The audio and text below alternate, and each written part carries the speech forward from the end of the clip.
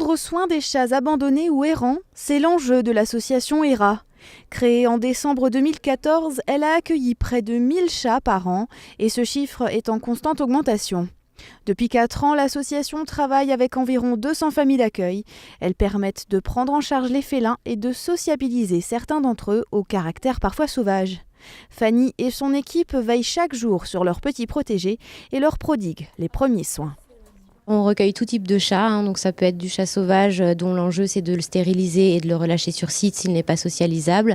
Dans l'idéal, on préfère effectivement les placer si c'est possible, donc ça implique que le chat doit être un petit peu sociabilisé.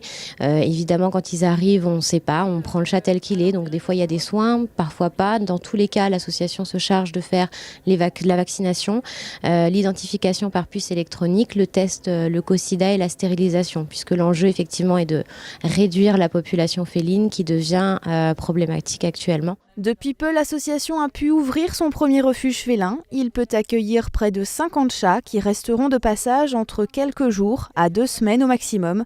Ce refuge est une petite victoire pour l'association. C'est un premier refuge, ça fait longtemps qu'on y pensait. Après, les finances ne suivaient pas toujours pour le moment, mais on s'est lancé dans l'aventure et du coup, beaucoup de gens nous ont aidés, nous ont donné de quoi faire les travaux et tout. Et du coup, maintenant, voilà, on a ce refuge qui est enfin prêt depuis la fin de l'année 2018. Donc le refuge, c'est vraiment juste une étape pour eux.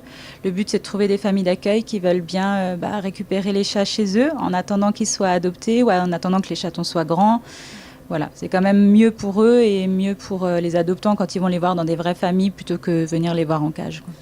Les adoptants sont sélectionnés sur des critères spécifiques en fonction du caractère de l'animal, mais pas que.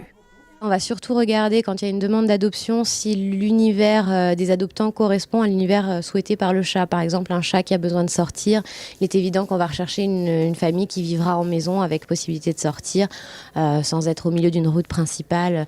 Voilà, ce genre de choses. Après, effectivement, on fait aussi des contrôles post-adoption, c'est-à-dire qu'on va systématiquement au moins appeler ou sinon passer chez les adoptants pour voir si tout se passe bien. Voilà, et faire les rectifications si nécessaire. Parmi les bénévoles de l'association, Laura, présente depuis 4 ans, toujours entourée d'animaux, c'était pour elle une évidence de porter son aide et son soutien aux félins en détresse. J'ai commencé par les aider juste pour les collectes et pour les missions, on va dire, de communication parce que je pouvais pas être famille d'accueil. Puis finalement, j'ai réussi à convaincre, on va dire, chez moi pour devenir famille d'accueil. J'avais le droit, entre guillemets, d'en prendre 2. Au final, j'ai fini l'été dernier où j'en avais 12 à la maison. Disons que ça me fait mal au cœur de voir la situation des chats telle qu'elle est actuellement et que même si c'est qu'une petite partie, au moins je contribue à aider un peu à ma façon. Depuis la création de l'association, plus de 2000 chats ont été accueillis. Tous n'ont pas encore été adoptés. L'association met régulièrement à jour son site internet et ses pages de réseaux sociaux où sont répertoriés les félins disponibles à l'adoption.